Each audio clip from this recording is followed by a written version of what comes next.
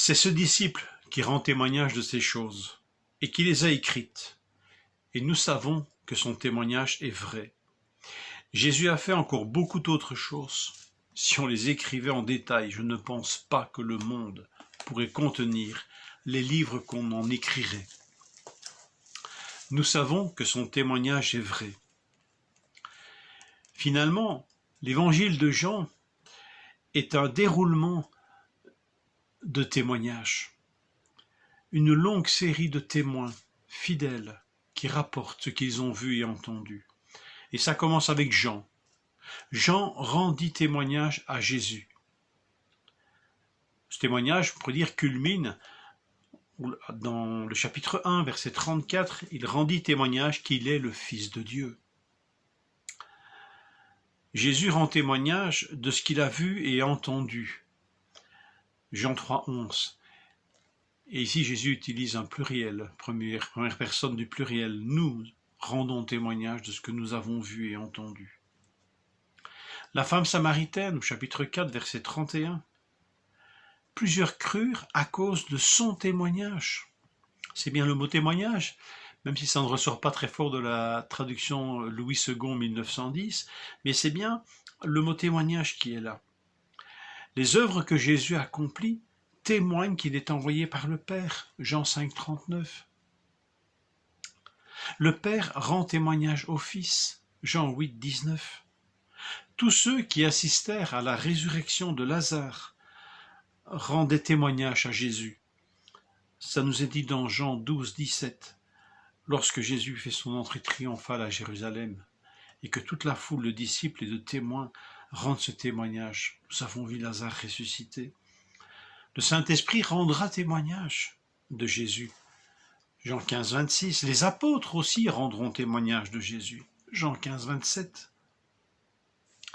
L'apôtre lui-même a vu la lance qui transperçait le côté de Jésus, et ce détail qu'il donne, j'ai vu du sang et de l'eau sortir. Jean 19, 35.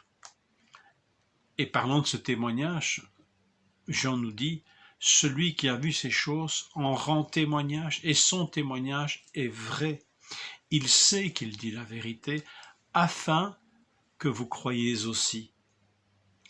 Voilà donc l'enjeu de tous ces témoignages, c'est qu'ils suscitent la foi pour ceux qui les entendent et les reçoivent.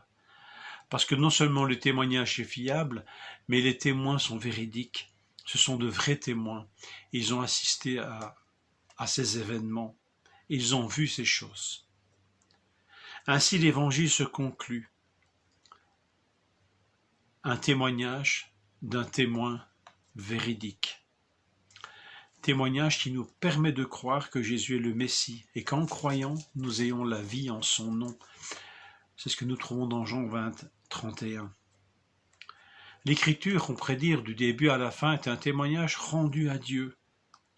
Un témoignage, elle est l'œuvre de témoins choisis par Dieu. Un témoignage mis par écrit, avec une certaine sélection, sans rapporter tous les événements, mais rapportant ceux choisis par l'Esprit pour être transmis, pour être mis par écrit, prêché, partagé, lu, médité.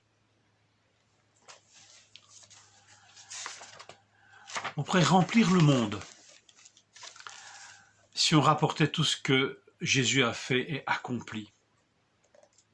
Pourtant, ce sont ces témoignages écrits qui sont propres à susciter la foi et à la développer. Ces témoignages, ces paroles, ces actes décrits, délibérément choisis, sélectionnés, on pourrait dire par l'Esprit Saint, c'est ceux-là qui sont propres à susciter la foi et à la développer. Beaucoup d'encre a coulé depuis sur Jésus. Je ne sais pas si la production littéraire sur Jésus, ou ayant Jésus pour sujet, remplirait le monde, mais quand même, elle remplirait pas mal de bibliothèques.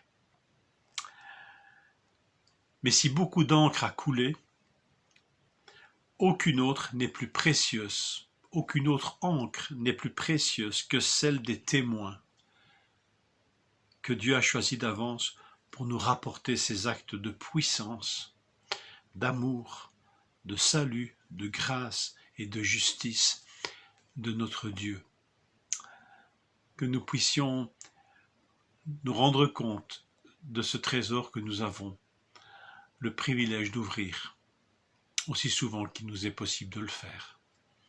Béni sois-tu Seigneur pour ce don des Écritures, qui sont ces témoignages de témoins véritables. Seigneur, que nous puissions l'utiliser pour ta gloire et la recevoir, comme des enfants nouveau-nés désirent le lait, et bien que nous puissions aussi avoir cette attitude de désirer ce lait spirituel et pur de la parole. Quittons l'évangile de Jean et nous commencerons à lire quelques chapitres ou quelques versets dans le livre des Actes. Que le Seigneur vous accompagne et vous fortifie dans cette journée.